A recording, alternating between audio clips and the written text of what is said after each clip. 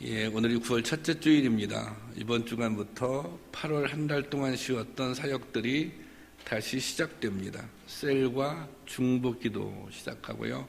그리고 제자훈련과 마더와이지도 시작합니다. 무더위에 지쳐있던 마음들을 추스르고 더 열심히 잘해보려는 각오가 우리 모두에게 있기를 주님의 이름으로 축원합니다. 사람에게 있어서 제일 중요한 것, 사람을 움직이게 하는 데 있어서 가장 중요한 것, 그것은 마음입니다. 어떤 일이든지 마음먹기에서부터 일이 시작되기 때문입니다. 최근남이 이런 말을 했습니다. 마음이 없다면 보아도 보이지 않고 들어도 들리지 않는다. 우리는 그래서 자신의 감정을 표현할 때 마음이란 말을 참 많이 사용합니다. 마음이 두근거린다, 마음이 아프다, 또 마음이 찔린다, 마음을 주었다, 또 이런 표현도 있죠. 마음을 빼앗겼다. 저도 27년 전에 저희 집사람에게 마음을 빼앗겨서 오늘에 이르렀습니다. 신앙생활의 시작도 주님을 향해 우리의 마음을 움직이는 데서부터 시작합니다. 우리가 사랑을 표현할 때 마음을 주었다 그렇게 말하잖아요. 주님을 향한 사랑도 마찬가지입니다. 그래서 신앙생활은 주님께 우리의 마음이 가는 데서부터 시작합니다. 그리고 헌신은 주님께 우리의 마음을 드리는 데서부터 출발하는 것입니다. 바라기는 우리가 주님 앞에 행하는 모든 일들이 마음을 다해서 할 수 있기를 바랍니다. 오늘 본문이 들어있는 로마서는 사도 바울이 쓴 편지입니다. 로마서는 크게 두 가지의 주제를 가지고 기록되어 있습니다. 첫 번째 주제는 복음의 원리에 대한 설명입니다. 사도 바울은 1장에서 11장까지 복음의 원리를 설명하고 있습니다.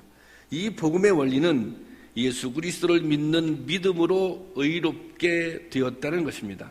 예수 그리스도를 믿는 믿음으로 의롭게 되어서 그 다음 구원을 얻게 되었다는 것입니다. 그는 설명하기를 유대인이나 이방인이나 모두 죄로 인하여 하나님의 진노 아래 있었다. 심판을 받을 수밖에 없는 인생들이었다. 그러나 하나님이 이러한 처지에 있는 인류에게 예수 그리스도를 보내주셔서 그들은 믿음으로, 예수님을 믿는 믿음으로 조건 없이 구원을 얻게 해 주셨다는 것입니다. 이 복음의 원리를 설명하는 대전제가 로마서 1장 16절 17절 말씀인데요. 16절 한번 보겠습니다. 시작. 내가 복음을 부끄러워하지 아니하노니 이 복음은 모든 믿는 자에게 구원을 주시는 하나님의 능력이 됨이라. 먼저는 유대인에게요, 그리고 헬라인에게로다. 여기 보세요.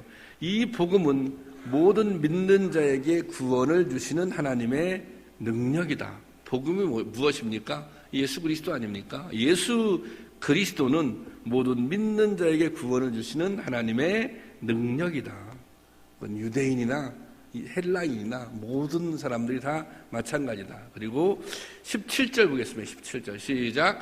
복음에는 하나님의 의가 나타나서 믿음으로 믿음에 이르게 하나니 기록된 바 오직 의는 믿음으로 말미암아 살릴함과 같으니라. 복음에는 뭐가 나타났어요? 하나님의 의가 나타났어요. 그 하나님의 의가 우리를 구원에 이르게 하는 것입니다.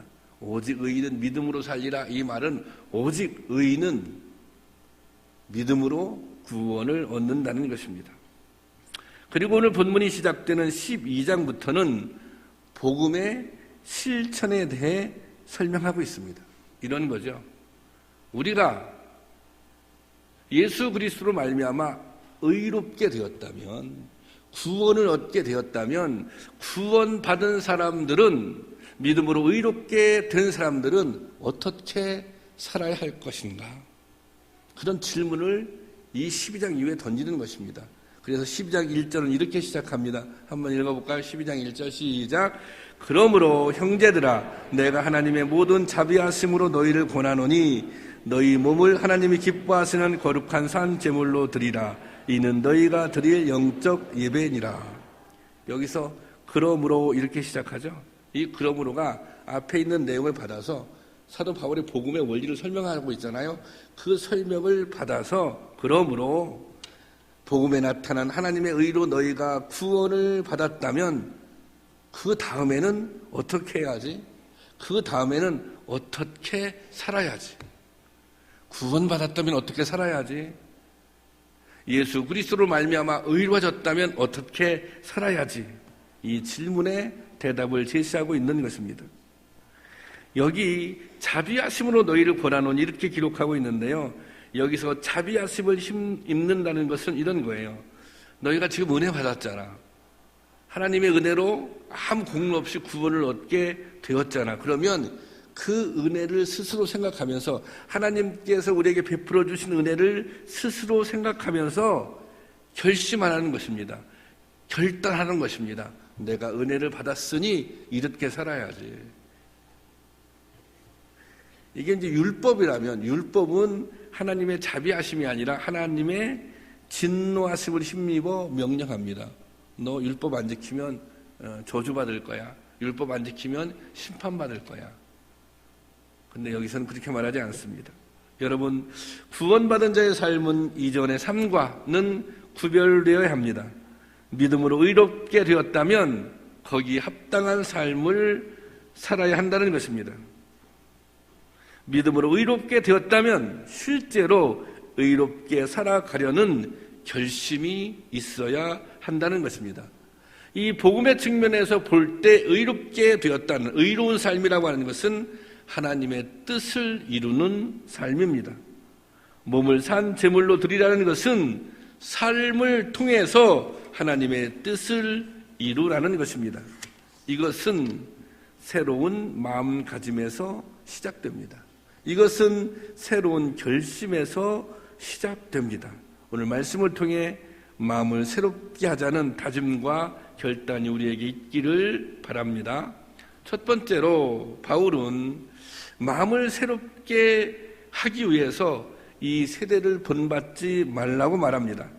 본받지 말라는 말을 원어로 살펴보면 이 본받다에는 같은 모양이 되다라는 뜻이 담겨져 있습니다. 그러니까 본받지 말라는 권면은 세상에 빠져들어 세상과 같은 모습이 되지 말라는 것입니다.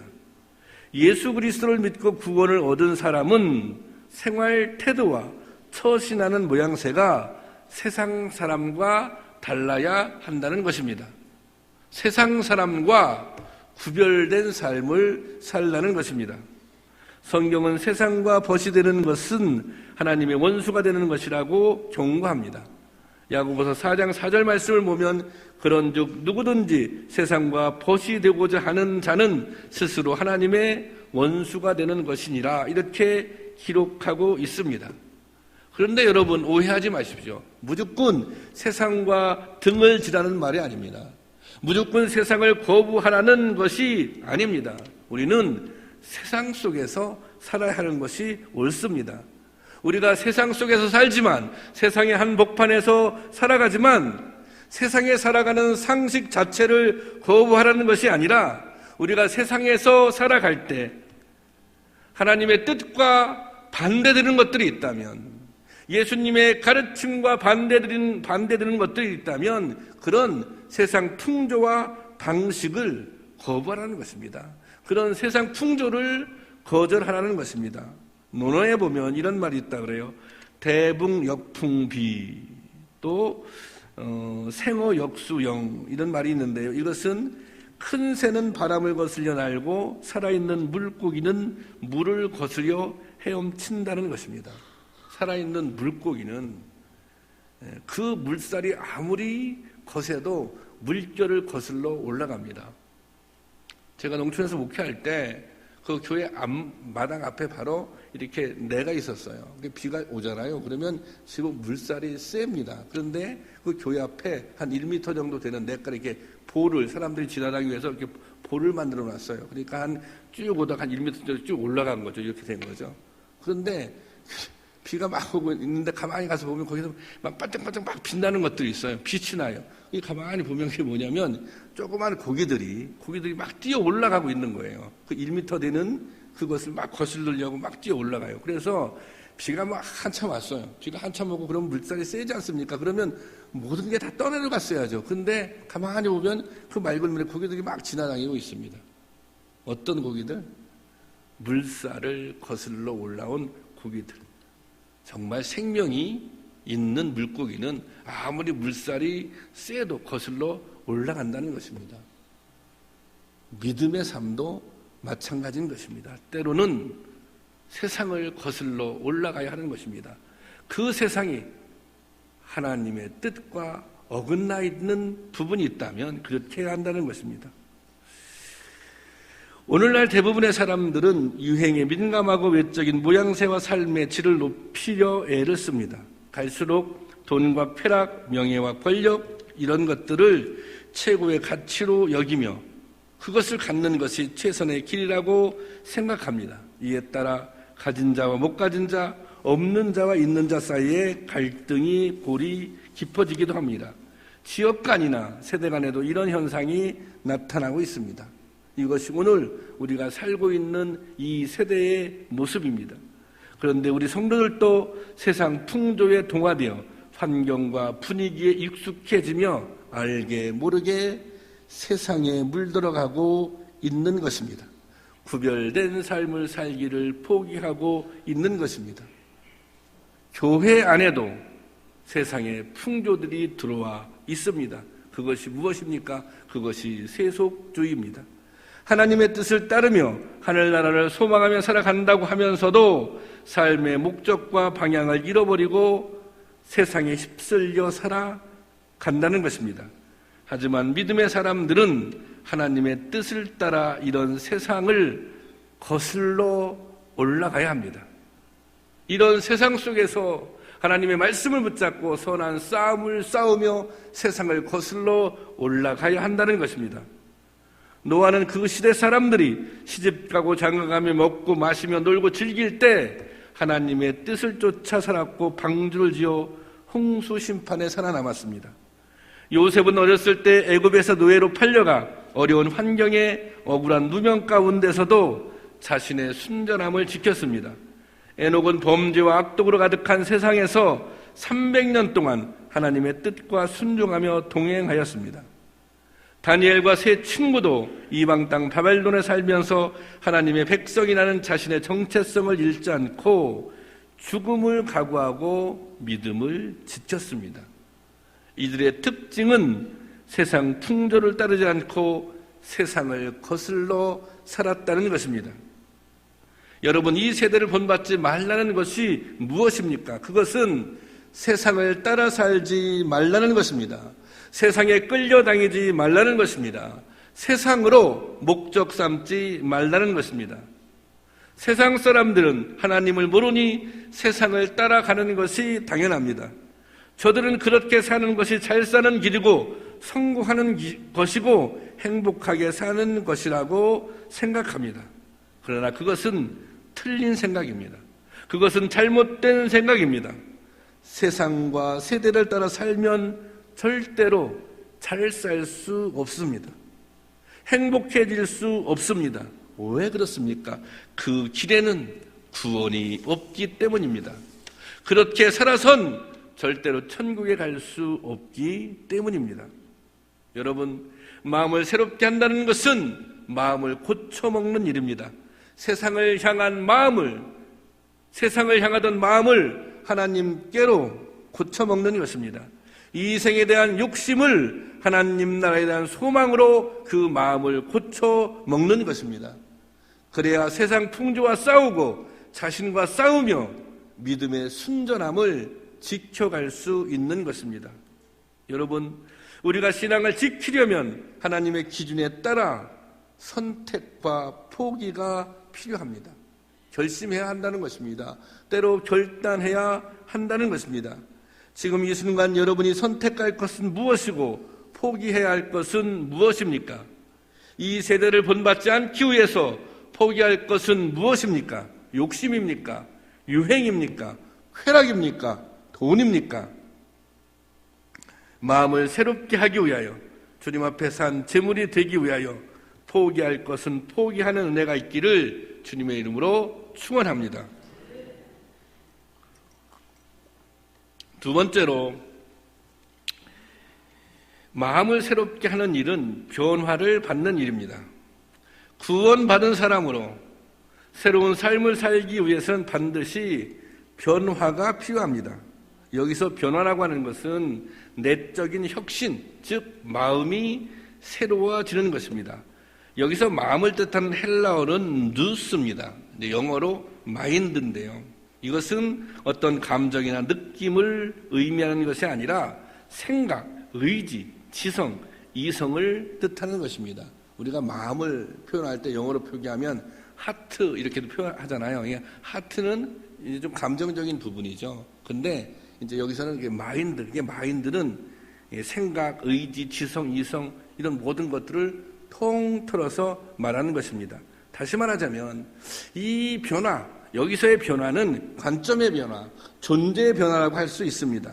사람이 새로운 사람으로 바뀌었다는 것입니다. 그 사람의 삶의 목적과 가치관이 바뀌었다는 것입니다. 그것을 바울은 이렇게 표현하고 있습니다. 에베소서 4장 22절에서 24절까지 있는 말씀인데요. 다 함께 보겠습니다. 시작. 너희는 유혹의 욕심을 따라 썩어져가는 구습을 따르는 옛사람을 벗어버리고 오직 너희의 심령이 새롭게 되어 하나님을 따라 의와 진리의 거룩함으로 지으심을 받은 새 사람을 입으라. 욕심을 따라 썩어져가는 구습을 따르지 말고 그것은 옛사람의 모습입니다. 그것을 벗어버리고 심령이 새롭게 되어서 하나님을 따라 의롭게 살라는 것입니다. 하나님을 따라 거룩하게 살라는 것입니다. 욕심을 따르지 않고 하나님의 뜻을 따라 사는 것, 이것이 변화의 핵심인 것입니다. 하나님의 뜻을 따라 사는 것. 이렇게 변화를 정의해 놓고 보니 사실 변화한다는 것이 참 어려운 일인 것 같습니다. 저도 목회를 하면서 그런 질문이, 그런 회의가 생길 때가 있어요. 아니, 왜 그렇게 안 바뀌지? 그렇게 수없이 예배 드리는데, 그렇게 수없이 기도하는데, 왜 바뀌지 않지? 왜 성숙의 모습이, 성숙의 여지가 안 보이지? 그렇게 생각될 때가 있습니다. 오늘 우리가 읽은 본문 말씀을 보면 이렇게 기록하고 있어요. 변화를 받고, 변화를 받아라. 그러니까 변화해라. 변화를 시도하라가 아니라 변화를 받으라. 이것은 수동태 명령입니다.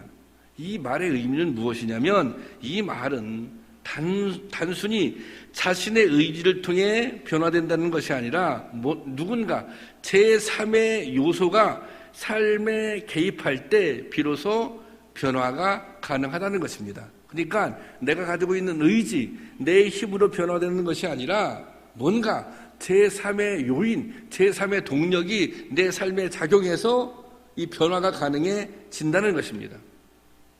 오늘 본문을 기록한 바울은 주님을 만나기 전에는 살기가 등등해서 예수님을 따르는 사람들을 핍박하던 사람이었습니다. 그런데 예수님을 만난 순간 완전히 새로운 사람으로 변화되었습니다. 세상을 보는 눈이 달라졌습니다. 그의 가치관, 인생관, 물질관이 달라졌습니다. 모든 것이 완전히 바뀌었습니다. 그야말로 새 사람이 된 것입니다. 사울이 바울로 새 사람이 되었습니다. 그런데 여러분 한번 생각해 보십시오. 지금 사울이 내가 새롭게 변화되어야겠다. 내가 새로운 사람이 되어야지. 그래서 바울로 변한 것입니까? 사울이 바울로 변하고 싶어서 사울이 변화된 것입니까? 그렇지 않습니다. 예수 그리스도를 만나는 순간 그는 변화되었습니다. 주님의 강권적인 역사에 의해서 변화된 것입니다. 주님이 그의 인생에 개입해서 변화된 것입니다. 어린이들이 부르는 복음 성가 중에 예수님이 말씀하시니 물이 변하여 포도주 됐네, 이 찬양이 있습니다. 또 예수님이 말씀하시니 죽은 나사로가 살아났다네. 그 후렴구가 뭐냐면 예수님 나에게도 말씀하셔서 새롭게 변화시켜 주소서. 예수님이 나에게 말씀하셔서 나를 변화시켜 주세요. 내가 내 스스로 변화받기에는 부족하거든요. 연약하거든요. 주님께서 말씀하셔서 나를 변화시켜 주세요. 이게 맞는 말씀입니다. 주님의 말씀이 우리 안에 임재하면 변화가 일어나는 것입니다. 주님을 만나면 변화가 일어납니다. 성령 충만하면 변화가 일어납니다. 은혜 받으면 변화가 일어납니다. 나의 의지가 나를 변화시키는 것이 아니라 주님이 내 삶에 개입할 때, 성령님이 내 안에서 역사할 때 변화가 일어나는 것입니다. 여러분 신앙생활에 변화가 없다면 여러분 은혜 받은 거 아닙니다. 여러분 은혜 받았다고 생각될지 모르지만 그러면 그것은 가짜입니다. 진정한 의미의 은혜는 뭐로 나타난다? 변화받은 삶을 통해서 나타나는 것입니다.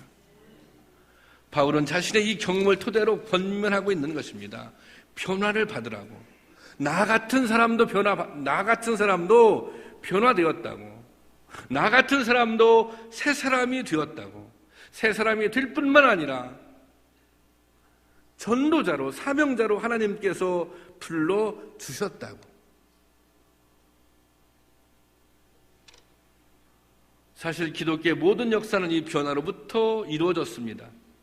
제자들의 변화를 통해서 초대교회가 새로워졌습니다. 제자들이 어떻게 변했습니까? 마가다락방에서 성령을 사모하며 기도하던 중 성령이 임할 때 그들이 변한 거 아닙니까? 겁쟁이들이 변해서 순교자가 된 거 아닙니까? 사울이 바울로 변화됨으로 유럽에 복음이 전파되었습니다.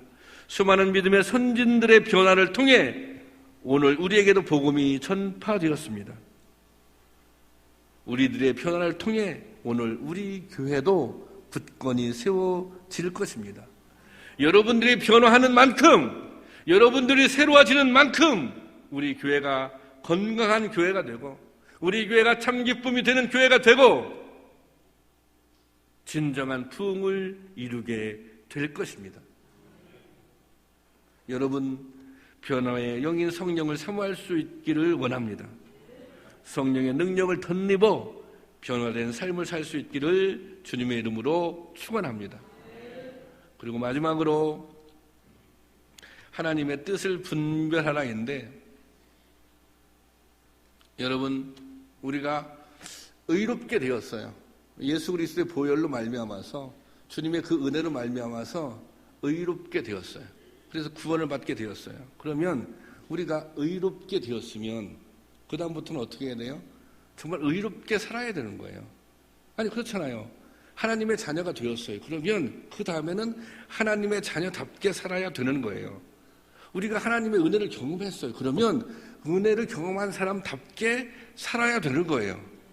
그래서 그 사는 모습을 보고, 야, 이 사람이 진짜 은혜를 받은 사람이구나. 이 사람이 정말 구원 받은 사람이구나. 이 사람이 정말 하나님의 자녀가 된 게 맞구나. 그렇게 확인할 수 있는 거 아닙니까? 그렇게 증명할 수 있는 거 아닙니까?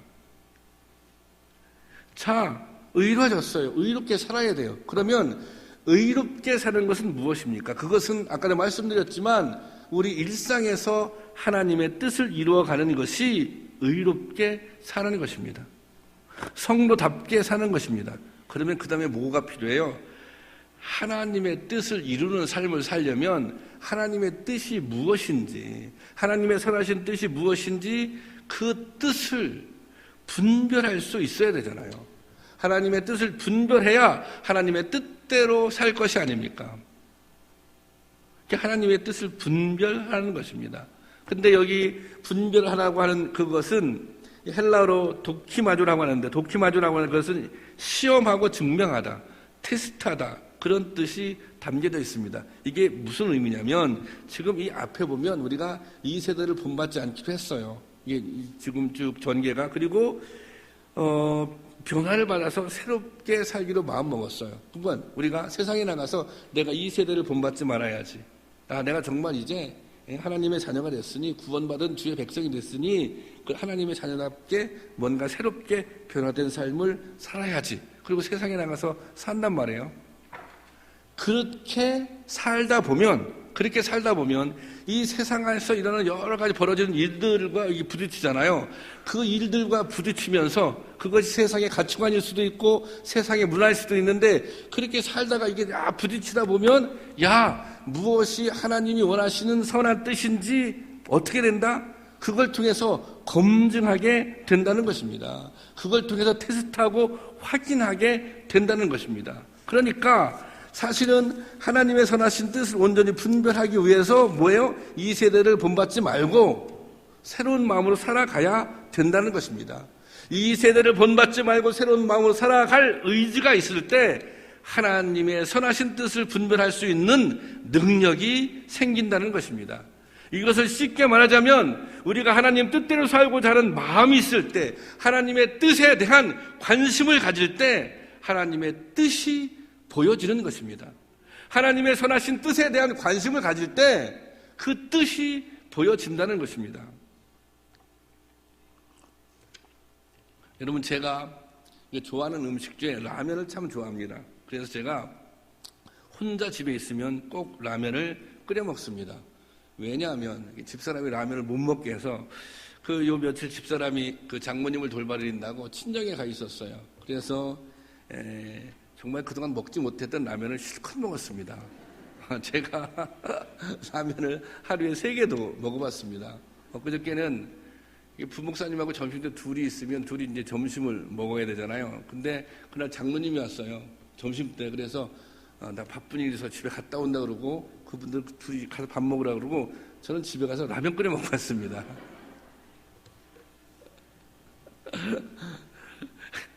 이 라면에 종류가 많기 때문에 며칠 정도는 질리지 않고 먹을 수 있는 것 같아요. 제가 이렇게 마트에 가잖아요. 마트에 가면 새로운 라면이 쭉 이렇게 출시되잖아요. 그러면 저는 금방 그게 딱 들어와요, 눈에.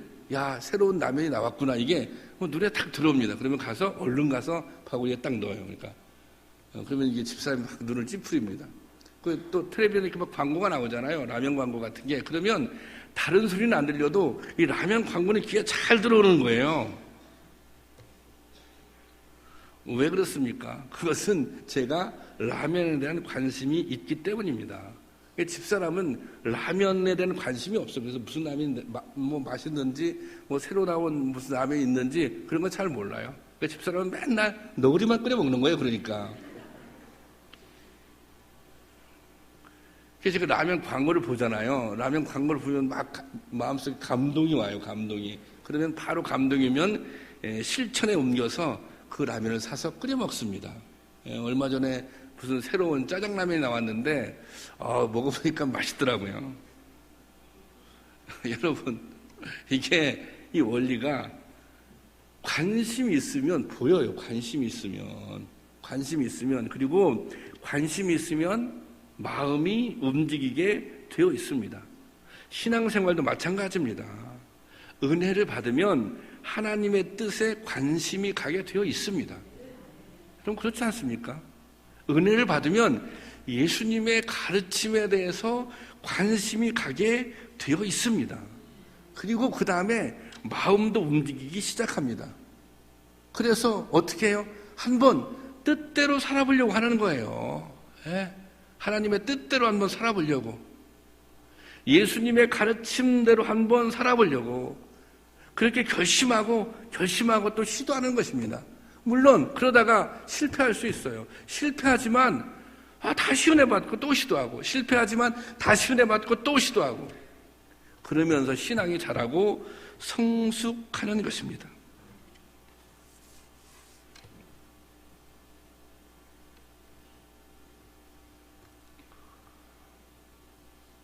여러분, 믿음은 하나님의 뜻대로 사는 것입니다.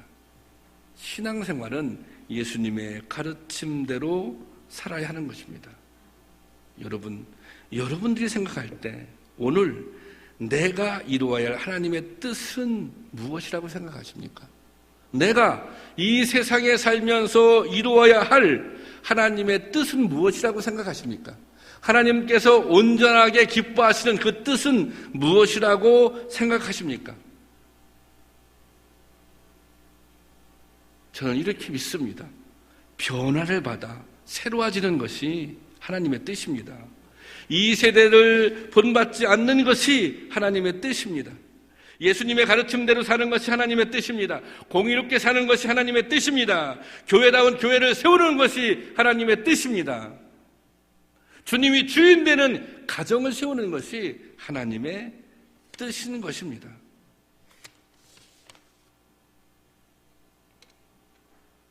이것이 우리가 하나님 앞에 드려야 할 영적인 예배입니다. 우리의 마음이 새로워져서 우리의 온 삶을 주님께 드릴 수 있는 그런 예배자들이 될 수 있기를 주님의 이름으로 축원합니다. 제가 짤막한 영상 하나를 준비했는데요. 이 영상은 이제 감리교 목사님인데요. 김영학 목사님이라고, 이분은 러시아에 맨 처음 선교사로 파송되어서 돌아가신 분입니다. 근데 지금 이렇게 순교라고 하는 영화로 이제 개봉관에 개봉이 됐습니다. 그래서 이 지역 목회자들이 막 이렇게 또 힘을 모아서 여기 이제 1000표를 모아주면 여기 CGV에서도 상영을 해주겠다. 그래서 저희가 지금 1000표를 모아서 잘하면 다음 주에 이제 개봉할 수도 있는데요. 한번 영화 보시죠. 정말 이분이 시대를 거슬러 하나님의 뜻을 따라 산 분입니다. 잠깐 보겠습니다.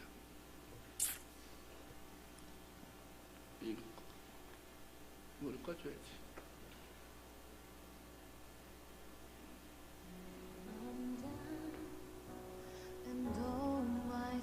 이 앞에 이걸 꺼줘야지.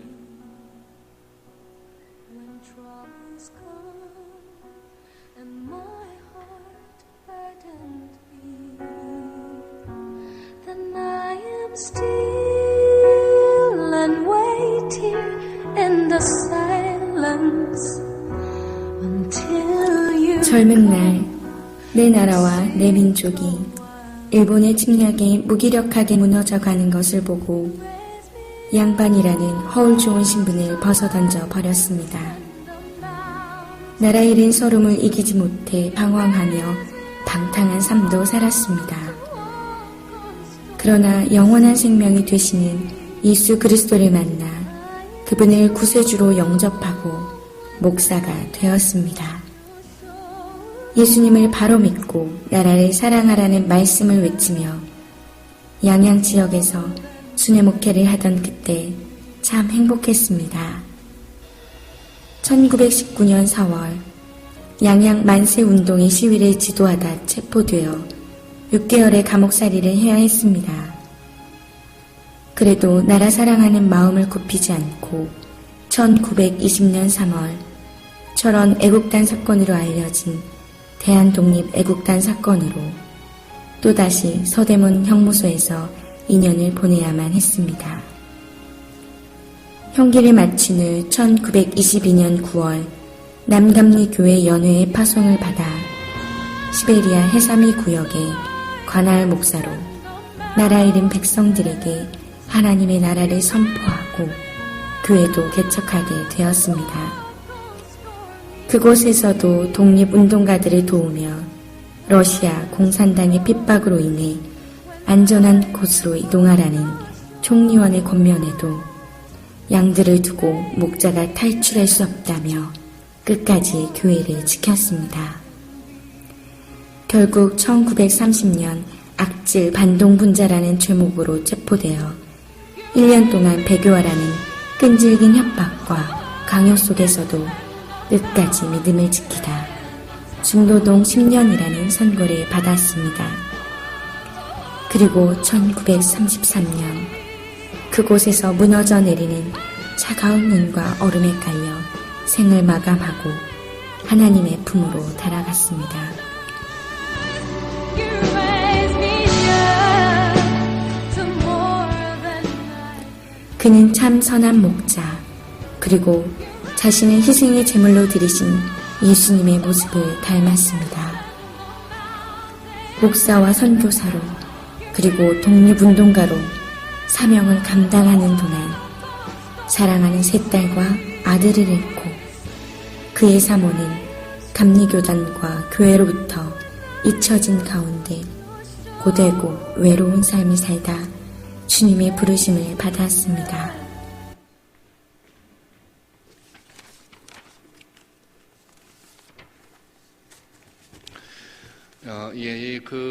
이제 이 김영학 목사님인데요. 사실 굉장히 훌륭한 분입니다. 그런데 뭐라 그럴까요? 좀 이렇게 발굴을 못하고 잊혀져 있었던 분인데, 제가 잘 아는 이게 후배 이제 목사님이 뭐 이렇게 어떻게 이제 연구하다가 이거를 이제 발견하게 돼서 계속해서 이렇게 자료집을 내고 그래서 이게 이제 영화로 지금 만들어지게 되었어요. 그래서 저도 그 영화를 어느 정도 그 내용을 보고 이게 참 교회에 이런 분이 있었구나, 또 감리교회에 이런 분이 있었구나. 이분은 순교하셨지만 또 이분은 애국지사였었거든요. 그리고 또 선교사로 파송돼서 그곳에서 다 이게 러시아 혁명이 나고 다 탈출하는데 양들을 두고 올 수 없었기 때문에 그곳에 끝까지 남아있다가 이제 순교하신 분입니다. 이 시간 찬양하고 잠깐 기도하겠는데요. 두 손 들고 찬양합니다. 이 찬양인데요. 우리가 이 찬양하면서 좀 우리 스스로를 한번 잘 성찰할 수 있기를 원합니다. 우리가 정말 너무 이 시류에 빠져 살고 있는 것은 아닌지, 우리가 얼마나 구별된 삶을 살고 있는지. 이게 새롭게 된다는 것은요, 한 번 새로워지고 끝나는 것이 아니라 이게 매일매일 새로워져야 되는 것이거든요. 우리 삶에 매일 새로워지는 그런 결심이 있어지게 하여 주시옵소서. 그리고 더 나아가서 하나님의 선한 뜻을 분별하고 그 선한 뜻을 이루어내는, 그 선한 뜻 앞에 헌신할 수 있는 우리가 되게 하여 주옵소서. 이런 마음을 담고 기도하는 마음으로 찬양하겠습니다.